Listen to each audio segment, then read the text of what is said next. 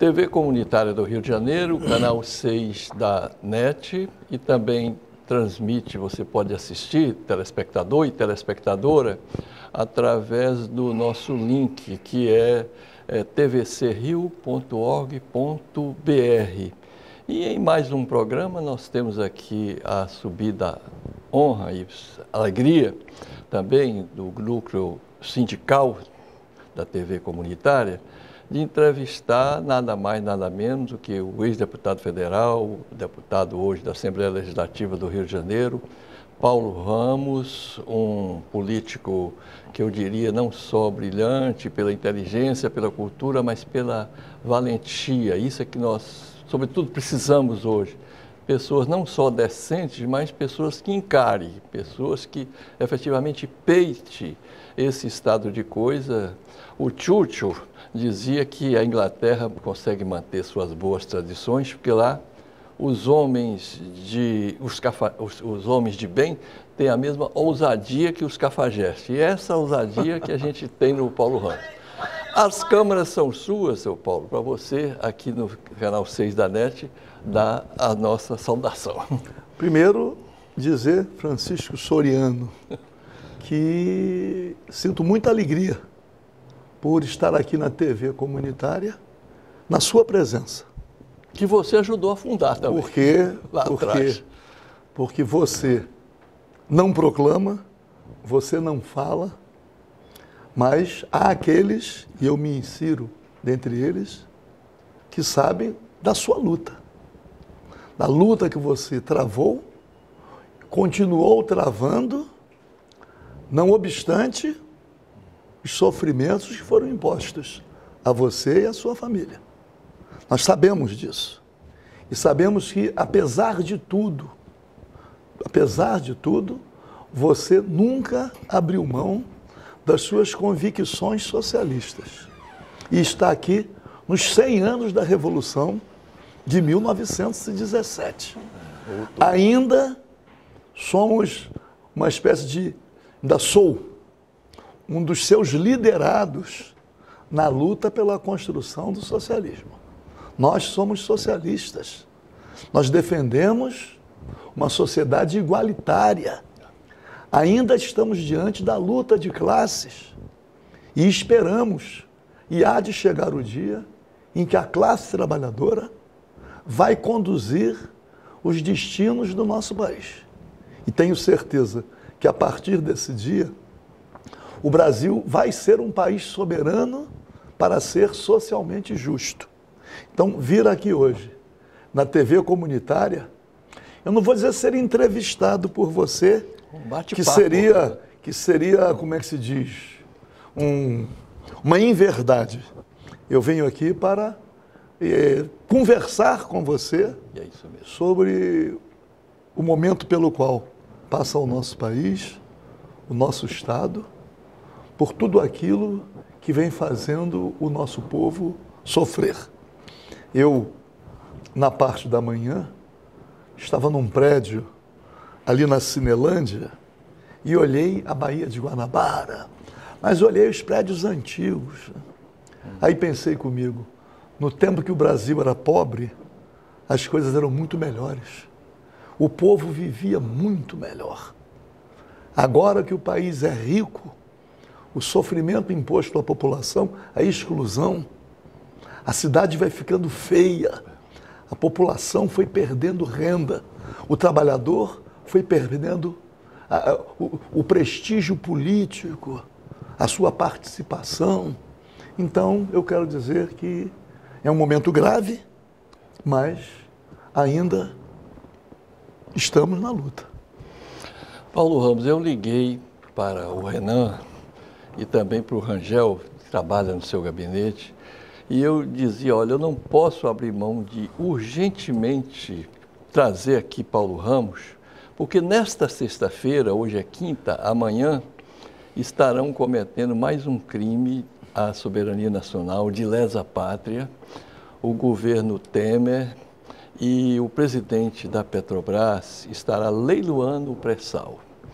As empresas estrangeiras estão com boca de jacaré, vão pagar menos do que o valor de um copo de refrigerante pelo petróleo, que é muito rico, não só em termos de, por ser um petróleo leve, por ser abundante também. Só um campo de petróleo do pré-sal pode produzir até 40 mil barris dia de petróleo. E depois de a Petrobras ter descoberto, com a sua tecnologia, que é de vanguarda, campeão mundial em águas profundas, depois de todo esse esforço da campanha do petróleo é nosso, a gente assistir isso é muito triste. Mas eu, agradecendo aí suas palavras, eu faço também questão de lembrar que você nunca se calou ao tempo também do governo, dos anos de chumbo, dos tempos de regime de exceção. Eu sei que eu estava lá na Paraíba quando eu soube que os oficiais da PM do Rio de Janeiro estavam rebelados porque queriam apenas a igualdade de salarial com os oficiais do Exército. E depois, com muita felicidade e alegria, eu fiquei sabendo que você foi um dos que estava ali em frente ao palácio, né, liderando esse movimento. Eu fiquei muito feliz por isso. Então, voltando aí, eu encontro em você um companheiro da indignação que não aceita o despotismo, as tiranias, não aceita o absolutismo, é um democrata. Vamos falar desse momento também que a gente passa de ameaça à democracia, mas eu quero que você nos fale desse trabalho valente, importante, fundamental agora, que é a CPI da Petrobras, que você trava aqui na Assembleia Legislativa e lidera aí. Eu não tenho dúvida de que o golpe parlamentar que colocou na presidência da República Michel Temer, o golpe tinha os seus propósitos. O combate à corrupção foi e tem sido uma espécie de biombo. Mas o objetivo principal, considerando que o chamado tucanato, o PSDB, com Fernando Henrique, nos 8 anos que presidiu o país, cometeu vários atentados contra a soberania nacional, acabando com o monopólio estatal do petróleo, com o monopólio das comunicações, com a nacionalização do subsolo, acabou com a bandeira nacional na navegação de cabotagem. Foi a continuidade do desmonte do Estado brasileiro, que observou uma velocidade muito grande no período Collor e Itamar. Todo o setor petroquímico e de fertilizantes, todo o setor siderúrgico, Fernando Henrique deu continuidade. Aliás, quando o presidente Itamar Franco colocou Fernando Henrique Cardoso, um sociólogo, que tinha uma trajetória de luta. Verdade. Uma trajetória de luta em defesa do Estado democrático de direito. Foi constituinte, eu fui também. Quando o colocou como ministro da Fazenda, ali era o início da campanha eleitoral. E ele foi eleito presidente da República. Ninguém poderia imaginar que ele, a partir do momento em que assumiu a presidência da República, ele ia trair toda a própria história. Quando ele disse, rasguem tudo que eu escrevi, se submeteu às imposições do consenso de Washington, virou um entreguista, porque os monopólios estavam protegidos constitucionalmente e ele acabou com os monopólios, privatizou as telecomunicações, começou a leiloar as nossas bacias sedimentares. A Petrobras, com seu centro de pesquisa, ainda não tinha descoberto o petróleo na camada do pré-sal. E ele começou a entregar o petróleo. Privatizou a Vale do Rio Doce, praticou crimes de lesa-pátria que não podem ficar no esquecimento. Aprovou a emenda da reeleição e foi reeleito, ficou 8 anos. A que custo? Entregando o patrimônio nacional, mas não conseguiu completar a obra. Ficou tão desmoralizado que não conseguiu eleger o seu sucessor. Verdade.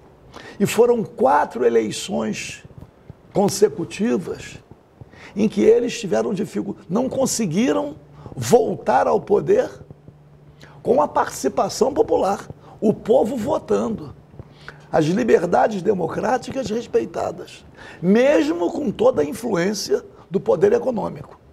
Mas uma influência do poder econômico para a composição nas casas legislativas, incluindo aí, e principalmente, o Congresso Nacional.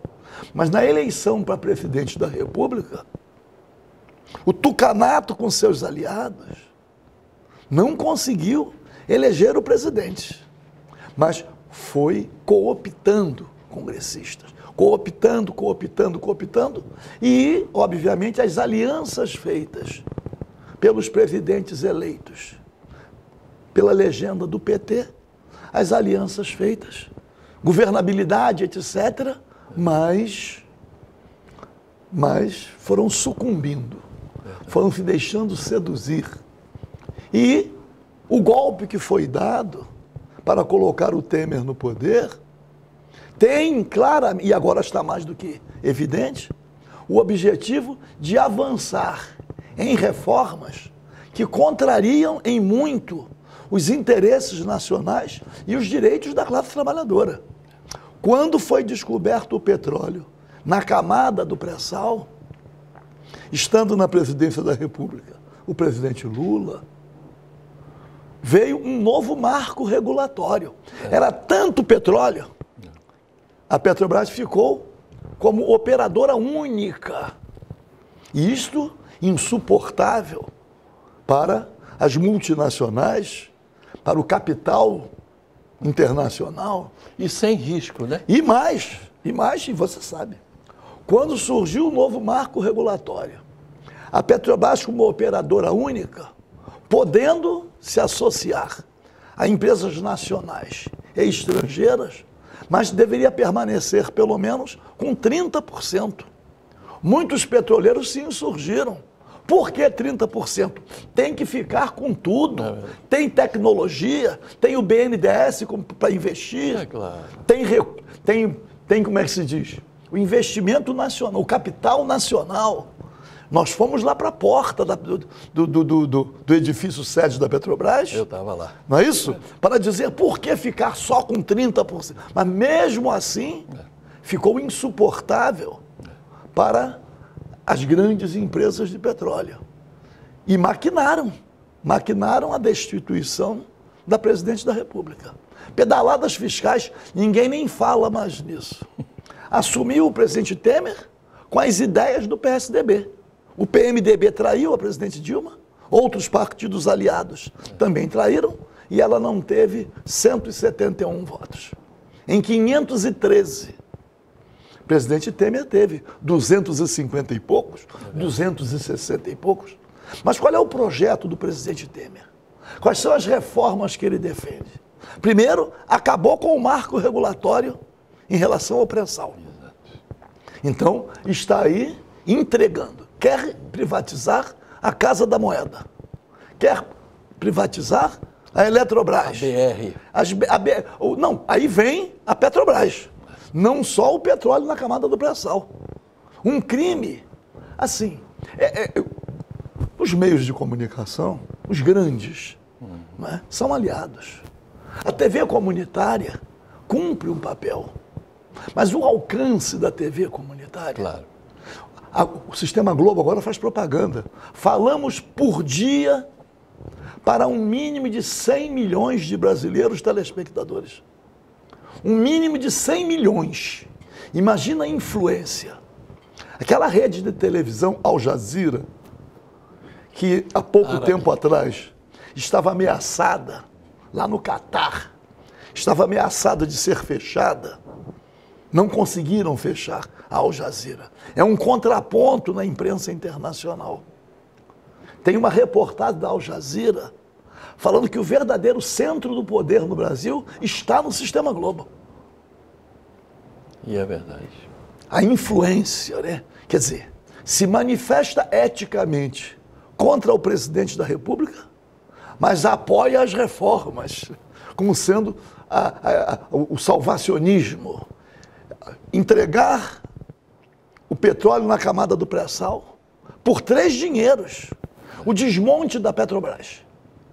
Diz assim, desinvestimento, a venda de ativos. Então, o pré-sal já está indo. O petróleo na camada do pré-sal. A BR distribuidora ainda não foi, mas a Gaspetro, ele vem entregando. E é o Pedro Parente, um tucano de toda a plumagem, né? Que lá atrás já tem um passado. O ministro do apagão. Aliás, eu assistindo aqui a TV comunitária, as denúncias feitas pelo nosso Cancela em relação ao Pedro Parente. O que ele significa? Se dispõe a quê? Qual o papel que ele vem cumprindo? E nós lá, na Assembleia Legislativa, estamos tentando investigar esse desmonte da Petrobras. Desmonte. O desmonte, o mais clamoroso, ainda tendo as questões ligadas à corrupção, como biombo. Verdade. Você conviveu, eu também convivi, o nosso Barbosa Lima Sobrinho, escreveu o livro Capital se faz em casa, se referindo ao Japão, mas dizia só 2 partidos, Tiradentes e Silvério dos Reis. É verdade. Não há dúvida que esse Pedro Parente está no partido do Silvério dos Reis, como está Fernando Henrique Cardoso, como está o presidente Temer. Ora, veja só, as reformas que ele quer fazer, a reforma trabalhista, suprimindo direitos dos trabalhadores, assim, crime. Agora, a portaria do trabalho escravo, envergonhando até o Brasil. Internacionalmente. A reação internacional. Quer dizer, e quer fazer uma reforma na Previdência, terceirização na atividade fim. Como é que os trabalhadores vão ter unidade? A atividade meio já está terceirizada. Agora a terceirização na atividade fim. No mesmo ambiente de trabalho, vários patrões. Os trabalhadores divididos. Quer dizer, então, o presidente Temer assumiu o poder exatamente para cumprir esse papel, para desmontar o país, para afrontar a soberania nacional. Esse é o papel que ele está cumprindo, para aniquilar direitos dos trabalhadores, conquistados com muito sangue. Pô. Ele está cumprindo esse papel. Então, qual é o desafio que existe hoje? Resistir. Tivemos um ato no Clube de Engenharia, sim, e você estava lá no ato, vamos falar com a presença do senador Roberto Requião, a Frente Parlamentar Nacionalista, que, aliás, orgulhosamente eu integrei durante os 8 anos em que estive no Congresso Nacional. Eu visitei lá. E a Frente Parlamentar Nacionalista, durante a elaboração da Constituição, a Frente Parlamentar Nacionalista cumpriu um papel dos mais relevantes. Quero aqui, né, fazer uma homenagem ao grande Osni Duarte Pereira, desembargador, caçado, que dizia assim: eu sou um assessor informal da Frente Parlamentar Nacionalista, precisávamos de levantar alguns dados. Professor Osni, isso aí. No dia seguinte, chegava ele vermelhinho, né, cabelo branco, na maior felicidade, trazendo aqueles levantamentos detalhados, né, aquilo assim, né, feito com toda a precisão, para que nós pudéssemos usar para enfrentar aqueles que não queriam a afirmação da soberania nacional. Sobre Osni Duarte Pereira, eu não perdia um artigo dele no jornal O Semanário, que era semanário, portanto. E ele escreveu um livro também, Ferro e Independência. Era o Osni, né? ISEB, né? Nosso Osni. E aqui o Barbosa Lima Sobrinho, a criação aí do Modecom, Movimento em Defesa da Economia Nacional, surgiu na Constituinte, pô. Verdade. Não é? Então, a gente participa e fica com a reação, a revolta em relação a esses vendilhões da pátria, a esses traidores do povo, não é? nos leva a lembrar desses lutadores nacionais. Agora homenageamos Kardec Leme, agora há poucos dias, 100 anos, maravilha. Rui Moreira Lima, né? Militares que não concordaram com o golpe de 64, foram perseguidos. E o coronel Kardec Leme, no episódio também da renúncia de Jânio Quadros, ele era major nessa época, liderou também um movimento pela democracia. Kardec Leme vem de muito antes, fantástico. Vem de muito antes, quer dizer, lutou a vida inteira nosso Kardec Leme. Então, a gente lembra dessas pessoas, né, que são assim, aquelas pessoas que nos inspiram a perseverar nessa luta, a compreender o significado da soberania nacional. Aliás, eu digo, foi pena não ter trazido uma Constituição. Porque os princípios em que, o primeiro, o item 1 na Constituição, é soberania nacional. Fantástico. Por quê? A Constituição cidadã. Cidadã. Sem soberania, não é possível preservar o interesse nacional. O Brasil é um país submisso. Nós estamos voltando agora a ver nos jornais a presença do Fundo Monetário Internacional. Ficou um tempo sem ter nenhum protagonismo aqui no Brasil. Não aparecia. O Brasil volta a fazer parte do mapa da miséria. Da miséria. Da miséria. Então, eu ainda falo assim, eu me lembro, eu era da Polícia Militar, do Serviço Ativo, mas tive uma atuação na clandestinidade. Claro. Me lembro, cheguei fora daqui com FMI, escrevi em algumas paredes com spray. E me lembro, falo isso com alegria agora, porque era um jargão, né? Na época, né? Vietnã é o exemplo, sigamos. Eram as formas, né, de denunciar a ditadura, mas ao mesmo tempo resgatando outros povos, né, que estavam lutando contra o mesmo imperialismo que dominava o Brasil e que está dominando hoje de novo. Paulo, eu diria que para os nossos inimigos, você é um cara empedernido que não tem jeito. Eu me lembro que você, na sua criatividade, sabe o que ele fez, Marx? Olha, o Marx é quem está gravando essas imagens para ir ao ar. É o Marx Figueiredo, que aqui é zeloso, competente, editor. E companheiro. Companheiro, diretor. Então, o Marx, sabe o que fez o Paulo Ramos? Ele, um patriota, ele foi colocar no BNDES, tirar a bandeira do Brasil. Nós fomos. Você e Fernando Siqueira. Tirou a bandeira do Brasil e colocou lá a bandeira americana. Não, vamos ser realistas. Eles estão defendendo aqui. O Soriano lembra. Fala desse dia. Eu lembro disso também com alegria. A troca da bandeira. Primeira página do Jornal do Brasil. A bandeira lá. E respondemos a um inquérito na Polícia Federal. Furto da bandeira nacional. Aí você levou lá na Polícia Federal, a bandeira está melhor. Nós fomos prestar depoimento e devolvemos a res furtiva. Mas aqui tudo isso sendo uma reação. Pô. Não, mas você já teve também na porradaria lá na Câmara Federal, quando você toma o microfone do presidente Lucena. Foi bom você tocar isso, sabe por quê? Porque muita gente não sabe o porquê daquele episódio. Os baderneiros. Muita gente não sabe por quê, qual foi a causa, o que motivou aquela reação.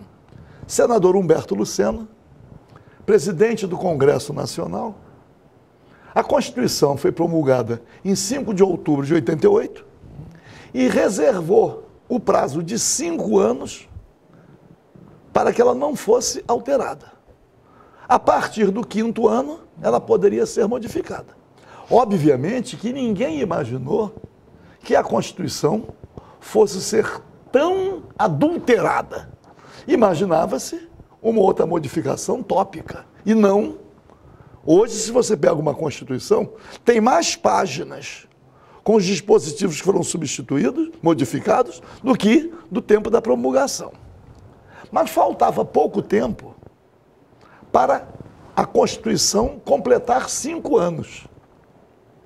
E eles não queriam mandar uma mensagem política para dizer, essa Constituição é tão inoportuna que a partir do primeiro dia em que ela completar 5 anos, ela tem que ser modificada.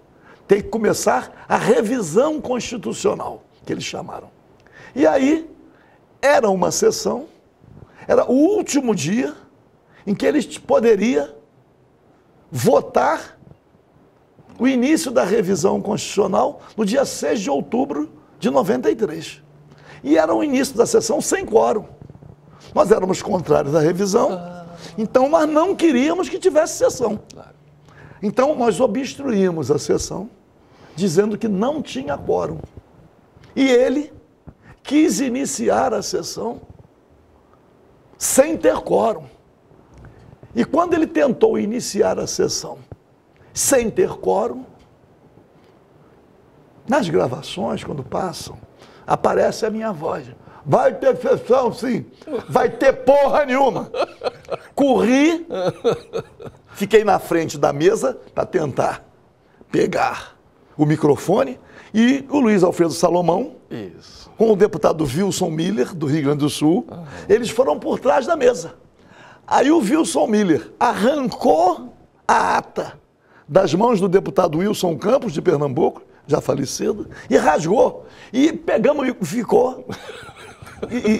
E a sessão, ele tentou validar aquela sessão. E nós, os baderneiros, fomos submetidos, fomos para o Conselho de Ética. Eu lembro disso.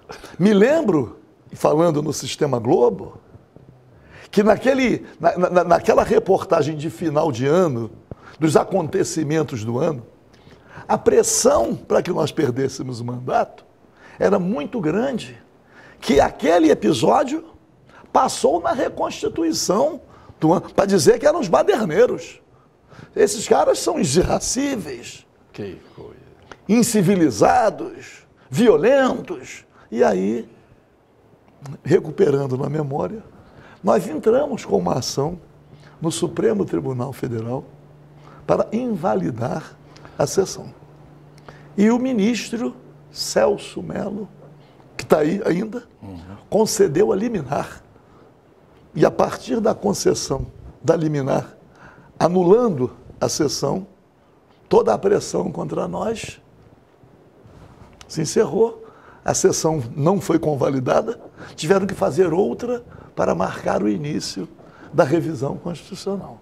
É por isso que é bom, além da sua cultura política, parlamentar, militar também, que eu acho que é uma arte extraordinária, uma ciência, você é também um jurista, isso é muito importante.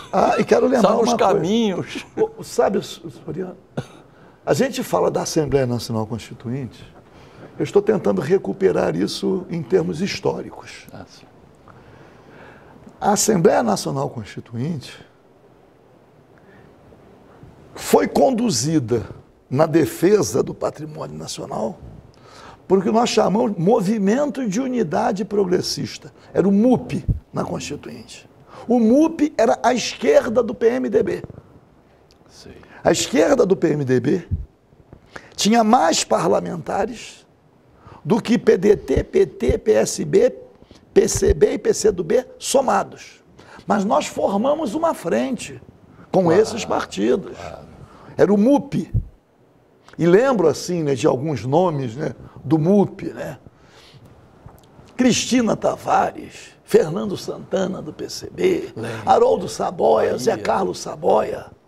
Aqui do Rio de Janeiro, Ana Maria Rates, eu, Domingos Leonelli, Cristina Tavares. Era um grupo de parlamentares, alguns com uma trajetória já de luta reconhecida, a bancada do PDT, Rivaldo Barbosa, Lisânia Maciel. PDT, você saiu do PMDB para o PDT? Tinha-se um conjunto, deixa eu dizer, do PT, Plínio de Arruda Sampaio, nosso grande Plínio.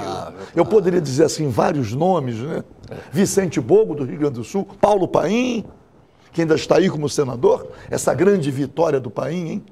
Em fazer aquela CPI. uma CPI para investigar a Previdência. O Roberto Requião. Para demonstrar que não é deficitária. O relator foi o senador Hélio José, que não é caracterizado de oposição.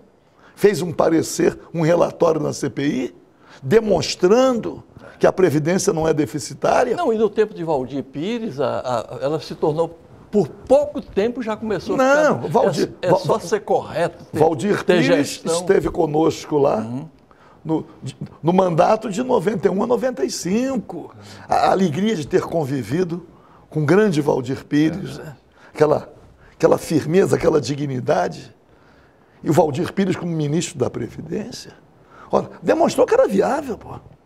Então nós temos aí, mas eu estou lembrando do movimento de unidade progressista, que não foi uma coisa pequena na Constituinte.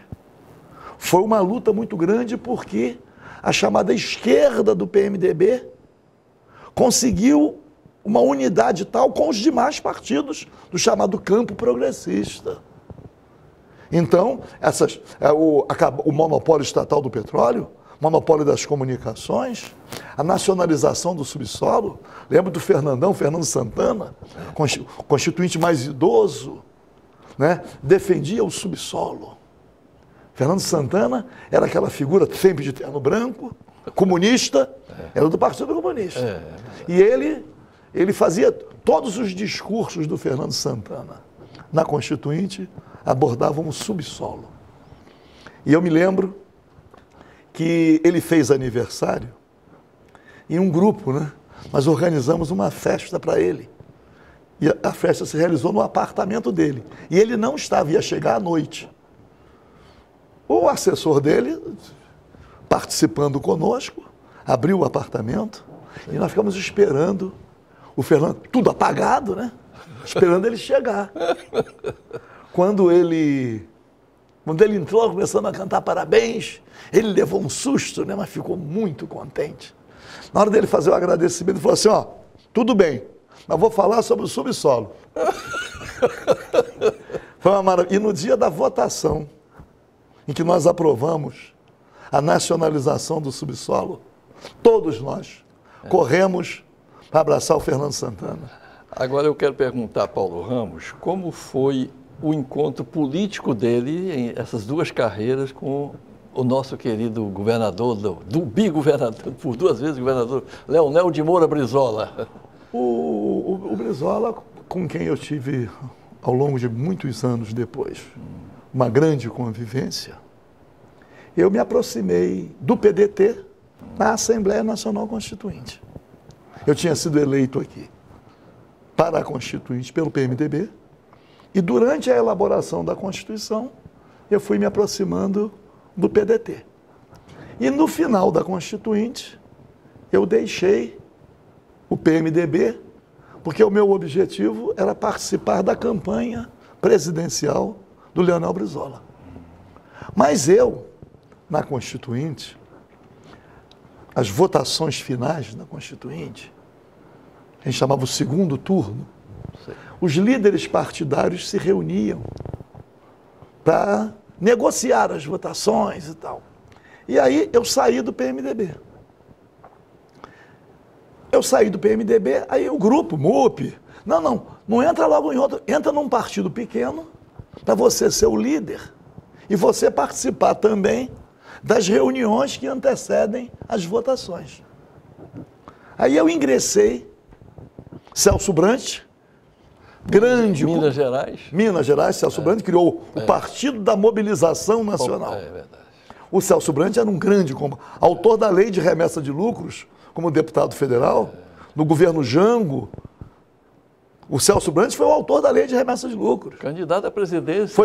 Não, deixa eu dizer, é isso que eu quero, é esse elo que eu quero fazer. E o Celso Brant, quando soube que conversou comigo, e eu ingressei no PMN. No final da Constituinte, a minha filiação era ao PMN por causa do Celso Brant. Além de eu cumprir a tarefa de ser líder de mim mesmo, mas de poder participar das reuniões que antecediam as votações do segundo turno na Constituinte, eu ainda garanti um tempinho na televisão para a candidatura do Celso Brandt à presidência da República. Logo depois saí, porque eu ingressei no PDT, Celso Brandt sabia disso, conversei com ele, eu não ingressei no PMN para permanecer no PMN. Eu ingressei primeiro para participar das reuniões que antecediam as votações, mas também escolhi o PMN para dar ao Celso Brandt o tempinho, porque ele era um nacionalista. É verdade. Um grande. E o Partido da Mobilização Nacional, eu até hoje tenho, lendo as fundamentações, né, o Celso Brandt compreendeu do mesmo jeito a força do povo, a mobilização nacional para um projeto nacional. Só o povo participando. E o grande Celso Brandt desenvolveu essa ideia, obviamente enfrentando assim todas as dificuldades.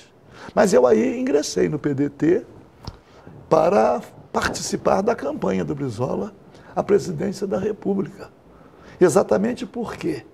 Porque compreendi o projeto nacional que o Brizola encarnava. Aliás, encarnava como nenhum outro. Que o Brizola tinha visão. Quer dizer, imaginar que o Brizola, como governador do Rio Grande do Sul, encampou, depositando um cruzeiro a título simbólico, a companhia de telefone e a de energia elétrica, a Bond and Share a ITT. E a ITT. O Brizola demonstrou coragem Sim. para fazer. E quando da campanha da legalidade, ele como governador, ele também demonstrou capacidade de mobilizar.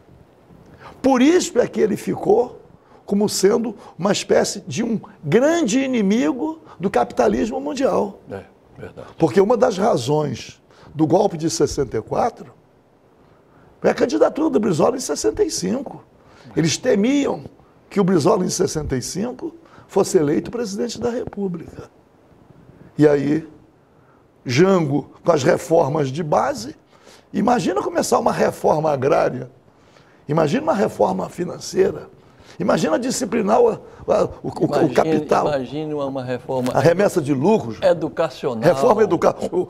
Quantas escolas já o faziam no então, Rio Grande do olha, Sul? então, 2.000 escolas no Rio Grande do Sul. Brizola construiu 6.300 escolas no Rio Grande. É verdade.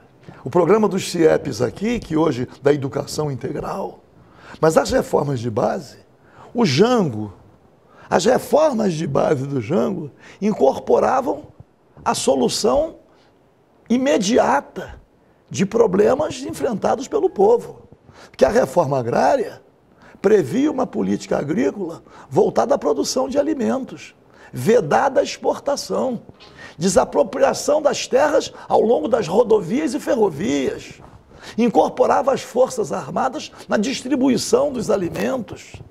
E a reforma da educação, uma das primeiras finalidades, erradicar o analfabetismo. O Programa Nacional de Alfabetização, elaborado pelo Paulo Freire, a educação como prática da liberdade. O PNA, a base, era aprender discutindo a própria realidade. E o PNA ainda tem as cartilhas. Paulo Freire. Paulo Freire. O programa do Paulo Freire era tão importante que vários outros países erradicaram e enfrentaram o analfabetismo usando o programa do Paulo Freire. E você veja, Paulo, a histeria anticomunista da velha UDN na época, né? Jango tinha alguma coisa de comunista? Mas a grande questão... Como é que eles sabem? Ainda hoje eles usaram esta histeria para... Existe uma parte da história... dar o golpe. Que ainda não está contada. Que é a renúncia do Jânio. Porque o Jânio foi eleito presidente da República e o Jango foi eleito vice. Eleito. Que o povo votava para presidente e votava para vice. O povo votou, era Lote e Jango, Jânio e Milton Campos. O povo elegeu o Jânio presidente. Sim. E o Jango vice. O DN e PTB. Uma situação. Mas o Jânio, que teve menos votos que o Jango, o Jânio compreendeu a mensagem que o povo mandou. Porque qual é a explicação que alguém pode dar para que o Jânio, próximo ao UDN, condecorasse o Che Guevara? Quando o Jânio renunciou, o Jango estava cumprindo uma missão oficial do governo brasileiro na China. China comunista. Questão do BRICS hoje, já naquela época, verdade. o Jânio, que era o presidente da República, teve essa visão de que a China que seria o parceiro. Qual é a explicação do Jânio ter renunciado? Forças ocultas? Isto até hoje não está devidamente explicado. É verdade. Por que que o Jânio renunciou? Tentaram te ridicularizar? Ah, estava bêbado. Não. Forças ocultas. Até hoje, eu conversei muito durante a Constituinte com a Dirce Tutu Quadros, filha do Jânio Quadros. Eu tinha essa curiosidade. Mas por que que ele renunciou? Mas a renúncia para que o Jango tomasse posse fez aflorar a liderança do Brizola, a campanha da legalidade. Então o Brizola demonstrou a capacidade que tinha de mobilizar e demonstrou também o compromisso com a soberania nacional e a coragem de encampar duas multinacionais. Brizola virou um adversário a ser, tanto que muita coisa foi elaborada para o Brizola não chegar à presidência da República, a começar pelo golpe. E aqui no governo do estado do Rio de Janeiro, o Brizola, junto com o Darcy Ribeiro, o programa da educação integral, os CIEPs, a Universidade do Norte Fluminense. Então, o Darcy Ribeiro, que era ligado ao Paulo Freire, Anísio Teixeira, eles eram todos próximos, defendendo a educação pública de boa qualidade. Darcy Ribeiro também foi caçado, Paulo Freire foi caçado, Brizola foi caçado, todo mundo, Jango, todo mundo foi, como é que se diz? Passaram a foice, né? Foi um expurgo. Mas, Paulo, esse nosso núcleo é sindical. O rombo, ou seja, a destruição também do movimento sindical por parte já da ditadura, do golpe de 64, claro, foi violentíssima. O nosso sindicato dos petroleiros aqui do Rio de Janeiro, ele foi virtualmente ocupado durante 17 dias, ficou lá com metralhadoras, o DOPS lá dentro. Quantos líderes sindicais foram caçados? Quantos foram presos, torturados, perderam a vida? Você passou o suplício, nós sabemos, não vamos aqui rememorar isso. Não é isso. Nós não sabemos, mas nós sabemos, meu irmão. Nós não estamos brincando na vida. É verdade. O golpe de 64... E militares também que foram... Não, a mão pesada da ditadura recaiu mais fortemente em quadros militares. Sim, é verdade. Se você pegar por categoria profissional, nas Forças Armadas é que tem o maior número de caçados. Num universo, digamos assim, de 100 mil, você tem 10 mil. E num universo de 50 milhões de pessoas, você tem ali outros 10 mil. Então, qual foi a concentração? Porque o chamado público interno... Porque os militares tinham armas, né? E muitos esboçaram a reação. Muitos foram sufocados. Até o dia estava falando lá no dia que homenageamos o Kardec Leme, não é isso? E era no dia para homenagear também o 8 de outubro, o Che Guevara, não é? Imaginar o que fez o capitão Lamarca.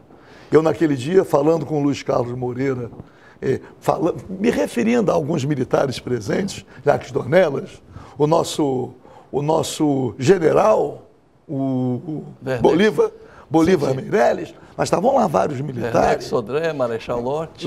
Lembrando, deixei de falar no Almirante Aragão. É verdade. Deixei de falar. E o Luiz Carlos Moreira era fuzileiro naval, era da Marinha, foi caçado, era ajudante de ordens. E do PDT, o capitão Macaco. Sérgio Miranda de Carvalho, com quem convivi, o capitão que disse não. Então, na verdade, a mão pesada recaiu também sobre os militares. Porque muita gente fala ditadura militar. Isso é uma... Não. Agora houve uma mudança. Civil militar e empresarial. O financiamento, a participação dos Estados Unidos, está tudo já esclarecido. De qualquer maneira, nós chegamos hoje à realidade nacional. A ditadura acabou com a estabilidade dos trabalhadores, unificou a Previdência Social era por categorias, industriários, IAPI, IAPTEC comerciários, bancários, marítimos. Cada categoria tinha o seu instituto previdenciário, a política habitacional. Eu ali digo assim, a política habitacional da era Vargas não era casa própria, era direito à moradia. O instituto construía a casa e o trabalhador tinha o direito de morar naquela casa. Ele não tinha direito de alugar ou vender. Qual é a política habitacional? Como é que crescem as favelas? Está aí um processo grave de favelização. A senzala. A senzala. Então, é uma situação muito dura. Mas as liberdades democráticas estão preservadas e a luta grande é para a preservação das liberdades democráticas. Surgem aí insinuações golpistas. Mas não. O povo tem que se manifestar. E o povo vai se manifestar em 2018. 2018, as eleições estão marcadas. Tem data certa. Acabamos não falando.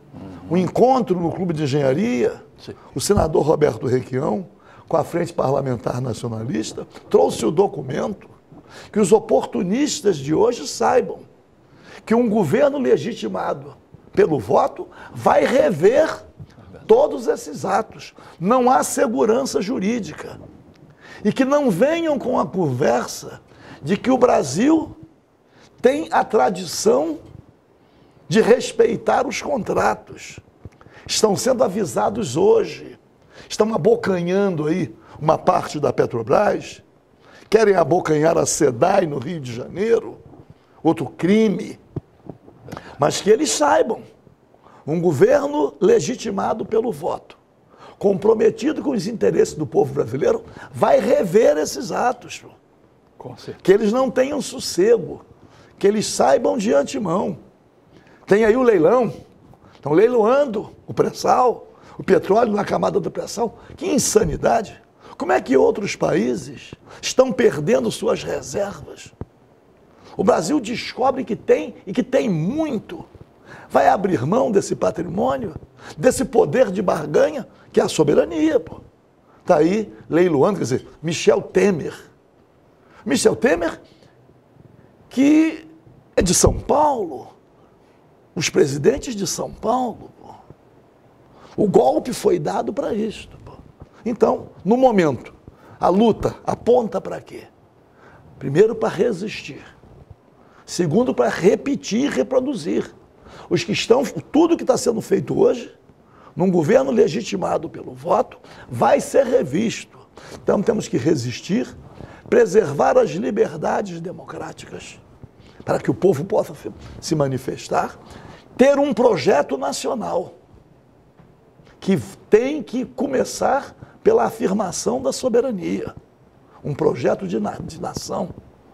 Um projeto, um modelo econômico verdadeiramente inclusivo, a distribuição da renda. Como é que o Brasil está ao longo desses últimos anos, dentre os 10 maiores países do mundo, ainda não definiu uma habitação digna para cada família? A exclusão em distribuição da renda está aí, na rabada do mundo, equiparado aos países mais pobres. O povão sofrendo aí, a miséria, a população de rua aumentando. Aí vem falar do turismo. Quem é que vai visitar um país para encontrar mazelas, encontrar sofrimento? Então, Soriano, é uma situação muito dramática, mas nós acreditamos, Brizola dizia, a força do povo. A ira sagrada. A ira também. santa, a ira santa. O povo já compreendeu. Eles querem acelerar essas chamadas reformas, porque eles sabem que eles vão ser derrotados em 2018 Eles têm consciência disso e eles querem acelerar. Então, vamos tentar. E aí, a unidade, as principais lideranças, aqueles que dirigem os movimentos sindicais, nós temos que caminhar para defender um projeto. Temos que nos unificar em torno de um projeto e depois ver qual era o nome. Quem é que tem força, coragem, compromisso para liderar um projeto nacional? Não vamos nos dividir. Claro. Não vamos nos dividir. Como queria Barbosa Lima Sobrinho. Paulo Ramos, você está hoje no PSOL. Vou falar do futuro do Paulo Ramos, porque você para mim é também um norte. Então, como será o futuro político agora? Eu estou exercendo o meu 5º mandato consecutivo aqui como deputado estadual. Fantástico. Eu penso que praticamente eu esgotei a minha possibilidade de atuar, tendo o mandato de deputado estadual como uma trincheira. Então, a minha deliberação, junto com vários companheiros, é concorrer a deputado federal. Beleza. É claro que eu estou fazendo uma reavaliação da minha filiação partidária. Não tenho nada decidido ainda, mas eu estou fazendo uma reavaliação, reunindo vários grupos, para que eu possa me situar exatamente no partido que me permita mobilizar algumas forças que se dividiram, até que se desiludiram com o PDT. Os trabalhistas, os brizolistas, os comunistas, os socialistas. Os prestistas. Os prestistas. Tenho lá, você sabe da minha... Tenho lá a minha galeria, né? A minha galeria de fotos no gabinete, né? Então, está lá o nosso Luiz Carlos Prestes. Mas outro dia eu estava conversando, desculpe, eu sei que as coisas, às vezes a gente está lá, eu sou de Realengo, digo assim, eu sou do primeiro conjunto habitacional da Era Vargas. E na década de 40, não é, são todas as famílias que tinham mais de 2 filhos, com um grau razoável de certeza, um recebia o nome de Luiz Carlos, que era uma homenagem ao Prestes. Então, eu tenho vários amigos de infância. O Cavaleiro da Esperança. Eu tenho vários amigos de infância, e você encontra isso em todos os conjuntos habitacionais. Eu tenho vários amigos de infância que se chamam Luiz Carlos. Inclusive, tem um irmão que se chama Luiz Carlos.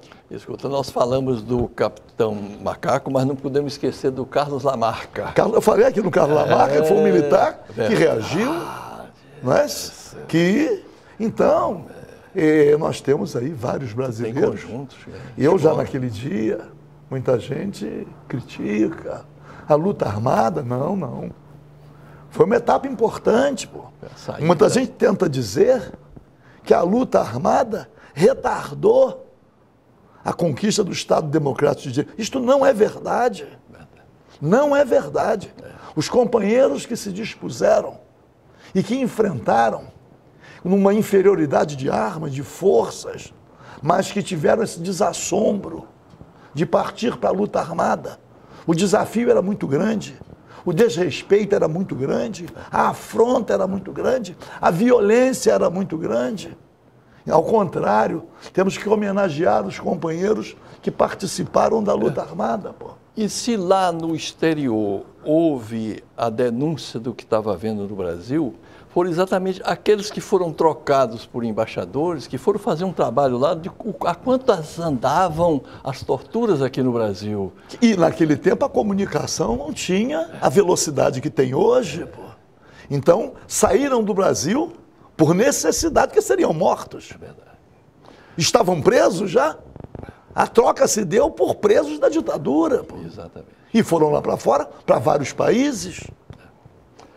Paulo Ramos, nós temos mais um minuto para a sua mensagem, dizendo que as câmaras continuarão sempre a seu dispor. Precisamos de brasileiros como você. Enquanto houver pessoas como Paulo Ramos, o Brasil não será entregue, nossos direitos subtraídos.